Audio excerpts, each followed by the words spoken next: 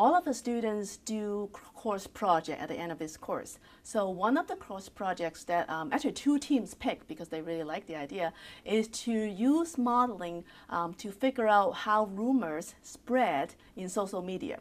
So what they do is that they figure out if you have one person spreading rumor, how fast or how many days or how many tweaks it takes for the rumors to reach maybe like 90% of all your followers. So the way to model that would be to divide people in terms of classes, different types of people. So the interaction between different classes of people, by modeling that using mathematical equation, you can answer some question, which is how long it takes for a certain rumor to spread. It depends on a lot of things, depending on how many followers a spreader has, and what kind of connection the network has. I think the most challenging projects among all of them are probably the one that have to do with the industry projects and the Lineage logistic project, and that is because the techniques that they need to solve those problems are not necessarily covered in class, because these are real life problems, which means A, we're not even sure there is a neat solution, and we're not sure there is a solution, and 2, if there is a solution, it probably will not be closed form, what mathematicians like closed form results. So I usually phrase a problem and then say, okay, this is the techniques that we need to use to solve this problem. So let's learn this technique, and hopefully at the end of either that class or the week, we have enough tools that we can then apply to this problem and then get results, interpret it, and then bring the result back into the scientific context. I am Elliott Wolf. I am a 2008 graduate of the math department at Duke. I'm now director of analytics at Lineage Logistics, a very large warehousing and transportation company that focuses on refrigerated controlled commodities. One of the things that the students were attempting to optimize for us was that in a warehouse, it's a lot like a grocery store. Order pickers traverse the warehouse to grab a few cases of many items to then assemble onto forklift pallets and send to particular retail stores. But when they do that, we don't want the order pickers to have to run all over the warehouse picking and fulfilling that order. It causes traffic jams, it creates safety hazards, it wastes time, it limits our capacity. There's a whole bunch of reasons why we want to think long and hard about where everything is in the warehouse, so that if an order picker is going to get 2 items, those items are pretty close to each other.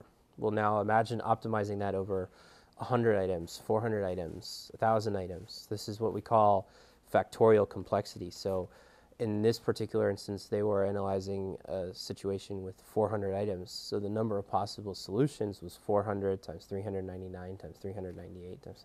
This is an extraordinarily large number. The forklifts that pick up products for the orders can only pick up items from the ground floor.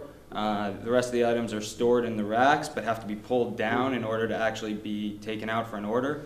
So we're working with a couple issues that we'll go into more detail on, but for all the months there's different subsets of products that are being ordered. So we're not necessarily working with the same number of products or the same set of products for each month.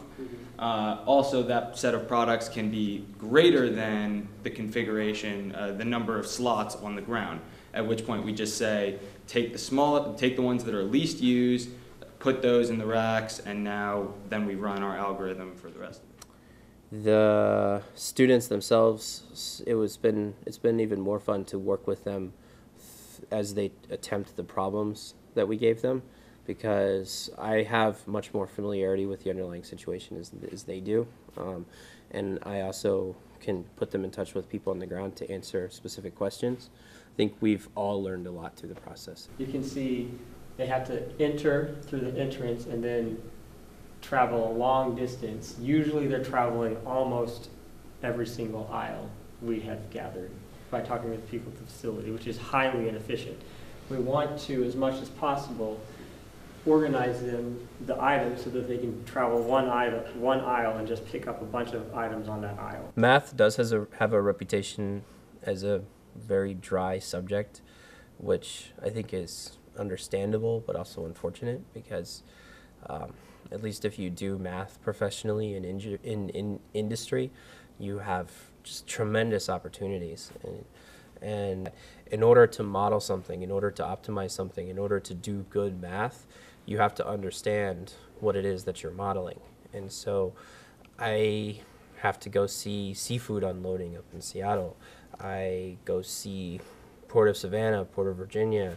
In Richmond, we have tobacco facilities that process for Philip Morris. All these things are extremely diverse and extremely interesting operations. And by virtue of doing math for this industrial company, I get to see all of this really fun stuff and ultimately come up with recommendations that will affect these operations in very meaningful ways. K2 is incredibly difficult to figure out, partly because they don't really structure when they open doors and when they don't. Just whenever they receive goods, that's when they open the doors and put them in the cold storage facility. It's not that they plan when they receive goods, they plan when they open those doors. This is why I have to do it in general form, because we're just now starting to collect this information. What is general form? So without doing an algorithm sort of agnostic to what it is, we're in the process of putting sensors on the doors to know how often they open. But right now we don't actually know how often they open. But you should have some idea from just looking at how many orders you have to deal with each day, right? It's complicated. The individual construction of the door matters. Like some door openings are refrigerated, so like the temper transition is sort of mitigated, whereas some are just like straight up open air. So if it was 80 degrees outside and you open the door, 80-degree air would be coming into the warehouse. So we don't really have a good estimate on it, but the 50% number, like, we think is pretty reasonable. Unfortunately, I'll talk about this later, but it really does drive a lot of our results because we tried the algorithm with a higher value and it like really changed everything. If anything, I want to impart on the math students that math can be an adventure. You don't have by studying math in a rigorous fashion, you don't have to confine yourself to a sort of life of equations all the time. So I wanted to do something they are really passionate about. I mean, it's a course project, so I want them to learn something from it and not just, blindly apply, the techniques they should have learned in class.